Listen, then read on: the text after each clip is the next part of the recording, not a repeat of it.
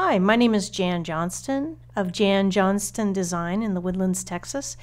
And I've been looking for a way to create beveled font that's vector safe. So you can scale it to any size, and I came up with this solution. As you can see here in the Emerald word, we've got some nice bevel effect in here. It's pretty basic. You can do a lot more to it to make it smoother and more realistic, but I'll show you the basics and you can take it from there. First, what I've done is I set some type. This is in Gouty Old Style, and it seems to work better as a more of a narrow font than a thick font, but you definitely can play with it and see what you get. So basically, I'll take this. I'm going to copy it, Command-C. I'm then going to go to Photoshop. I'm going to create a new file, and I'm going to make it 300 pixels per square inch. I'm going to make the width in inches so I know what I'm doing here. 8 inches by 4 inches. And CMYK with a background transparent. And let's reduce that so you can see what's going on here. I'm just going to paste it in there as pixels. Place it. And this is pretty easy. I'm going to go to my layers and do a bevel and emboss on this. I'm choosing Chisel Hard. It'll work out pretty well.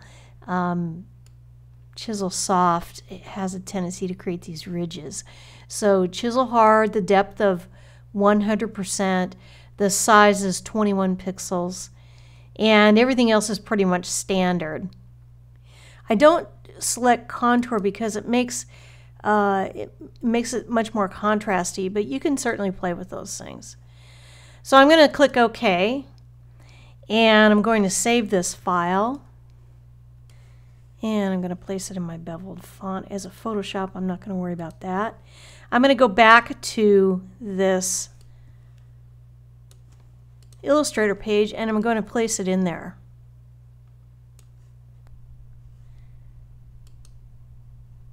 Bevel font test. There we go. And here's our bevel font. Now, this is the part that gets kind of tricky. There's some things in here that aren't ideal. But let's see what happens. What I do is I do a basic trace of the image in a 3-color format. And this is the simplest form. If you did a higher trace, like the 6:16, I think it is, you get lots of little blocks of color that look really mushy and kind of wonky. So you don't want to do that. You want to keep this pretty simple, and then you just want to go in and edit it. All right, so there we go. We want to expand it, and then we want to ungroup. And I'm going to get rid of that outside white. And then there's something else you need to do here, and you can't tell when you're on the white. When you move to the gray, you can see these white areas here in the negative shapes. And what I did was I just clicked on each one and deleted it, but you need to go back in again because it's like 2 layers, and just do that. This is, I don't know what that is, but it's there. So now we've got the beveled shape, or the beveled font, and that's pretty much it. You can go in and do some modifications. For instance, this right here, let's look real close at that. You may want to go in and modify some things, like make that straight. You can see it, the R here, they're really inconsistent, but you can clean these things up. Let me show you how I've modified it over here. You can see here as I get closer, this is much cleaner in here. It's probably better to straighten these shapes out, but you can see I've done some blending. I've I've taken each individual shape and I've created a blend. You can see right here, I've created a blend where it just softens it on the edge. And it's better if these don't touch because you have more ability to control this blend. You can see I've got a blend here and I got a blend here.